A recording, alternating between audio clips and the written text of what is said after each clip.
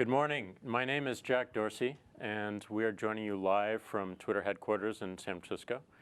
And we are here with some of the cast and the director of The Circle. We're going to have a discussion around technology, around data, privacy, and also diversity in technology as well. And it's going to be fun. And it's going to be fun. It's going to be awesome. Come on. I'm live tweeting it if you want to go to my Twitter feed. I'm going to live tweet this. Hang on, Tom just said it's going to be fun. Send. Okay. So join me in welcoming James, Emma, Tom, and Patton. Hi. Thanks, Jack. Yeah, I love playing May. She is so complex. Everything that you said about being incredibly idealistic, I feel like one of May's big problems is that she really believes in the perfect solution to these problems. She really believes that there is kind of one answer, that if we all pull together, you know, we can get there. And she doesn't realize it, but her approach is quite extreme in the end and quite sort of totalitarian almost. She kind of becomes her own charming little dictator, I think, without realizing that she's headed there. And you know, but with such good intentions, and I think that's what you and I were so drawn to all the time, was that she had these incredibly good, is coming from a good place, but kind of ultimately a very warped vision and way of getting there.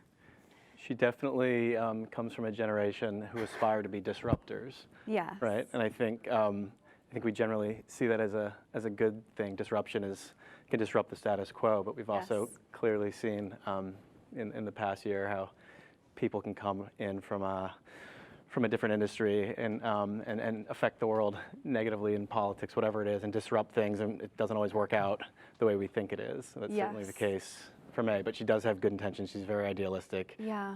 And she's just looking for her place to make her mark. I remember for you and I, like, you know, we obviously made the movie before the election.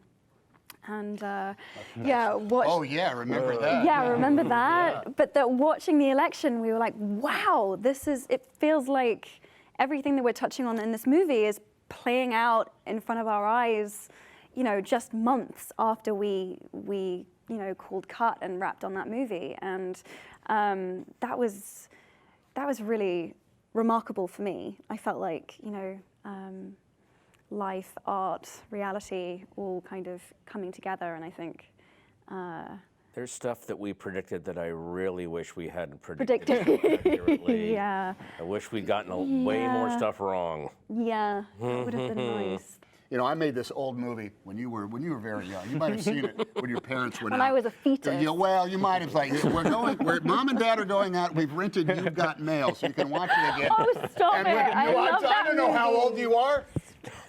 It's a talk. The thing we had then was that even right then, we had this thing of which you had to send an email to somebody, but inside that email between myself and Meg Ryan was this great promise of romance and happiness and love at last and a connection that you couldn't get any other way.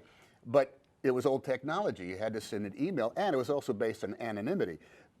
What you do, Twitter, now you can communicate with the entire world with that same brand of promise and potentially that same brand of anonymity, although if you're really cool, you actually will say who you are, so you're not hiding behind anything. But when you do that, you might be opening yourself up to all sorts of other contexts that you're not asking for. So it's odd. The technological triumph that we've all been able to experience has us in that same exact place, except it happens much, much quicker. And it can go around the world. I know, even as we are joking now, thousands of people are watching us on this live feed. Mm-hmm. I'm going to say there's 6,250 people watching us right now. You can either add zeros onto that or not. And that is an absolute magnificent reality, no matter what you want to sell. A movie like The Circle that we're all very proud of, but we could be selling something, you know, ridiculously malevolent if we wanted to, and we'd be using the same exact technology. So it comes down to some degree of personal responsibility. That was something I wanted to speak to as well, which was when you mentioned this kind of like amped up version of herself that May becomes when she takes the decision to become transparent. When to be transparent in our movie means that May agrees to be watched all the time throughout her, you know, every single second of her daily life. And I remember James directing me and saying, you know, like more, and playing the version of May that was being watched all the time was exponentially more exhausting than playing the version of May who was just kind of interacting in a way that when she wasn't being watched. And it's interesting because I recently just obviously did this press tour for Beauty and the Beast, and I guess it's kind of like it's on my mind, but I did Jimmy Kimmel, where he makes you read the mean tweets. And it made me realize as I was doing it, I was like, wow, you know, it's being asked of me and it's being asked of my my friends, everyone around me, to be so much more resilient than I think we've ever had to be, in the sense that usually if someone's saying something unkind about you, they're saying it behind your back, conveniently, quietly in a whisper in another room. But the world that we live in now, with the level of transparency that we're seeing, you know, kids are getting, you get everything, every unkind word, every criticism, every Jack, whatever else. What does it do to you to hear us referencing mean tweets? Well, I mean, this is sort of a meta question, but I mean, May in the beginning of the story is relatively anonymous, and then midway through she gains some level of celebrity. I mean, I imagine the three of you like have a much thicker skin about such things than say I do. Like, what do you think it would be like for the average person to suddenly just to go out and get a turkey sandwich? It would be like being on a press junket for Beauty and the Beast for the rest of your life. But that's what's so crazy is I feel like it's becoming so much more relatable, because it's not like fame isn't something that just celebrities are experiencing anymore. To a certain degree, everyone who uses social media or has a social media platform or whatever else is broadcasting themselves, marketing themselves, sharing intimate details of their lives, and you know, they're receiving comment, they're receiving likes, dislikes, like, you know, they're experiencing exactly what I'm experiencing, of course to lesser and greater degrees, but like, you know, it's the way that the world is moving. Like, my experiences, I don't feel like are unique so much anymore in a really interesting way.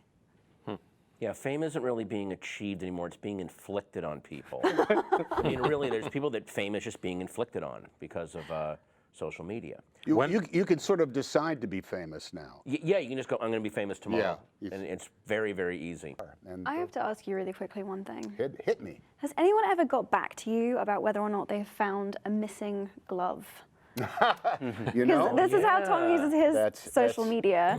If you post gloves and shoes and odd socks. But only singles. Have they been reunited? This is what I need to know. My deep-seated fantasy is that yes, someone has said, "That's my glove," and they go right back to the corner of wherever it was taken, and they pick it up. Why did you think to start doing that? Well, because whenever I would see, it started with like gloves, but also like little baby shoes and booties, and I said, "That's a story. That's a story of, you know, someone got home to their apartment and said, oh, I lost my glove. Can I afford another glove? That was a great, you know." Or the little baby says, "Why is the baby crying? Oh my God, her foot's freezing because her booty fell off I'm going to do somewhere the in the park." breakfast show host thing and say that is all we have time for, folks. And thank you so much for tuning in and for listening. And our movie opens this Friday, if you'd like to go and see it. 世界一ホットな SNS 企業サークルはあなたのいいねもログインもパスワードも一括管理。 Do you like to share? 情報をシェアしより良い未来を目指します。 You got the job at the Circle. そしてさらなる新プロジェクト May will be the first circler to share every single second of her work. サークルの新サービスを使い Good morning, everyone. Hi. 生活のすべてをシェアします。 May, you're a valued part of the circle. We can finally realize our potential. Do you feel ready? Soul Search can find Fiona Highbridge in under 20 minutes. You're such an enigma. You're most scared of? Unfulfilled potential. False modesty won't work here. You should be psyched. I know you meant well, but they started calling me a deer killer. Does this really seem okay to you? Hey, everybody. The perfect use of Soul Search. Let's find your friend. They can use it however they see fit. Everyone's data in the circle is being studied. Knowing is good, but knowing everything is better. It was a bad tool, a bad system. It can be fixed. Things at the Circle, they need to change. Is there anything you want to tell us? The Circle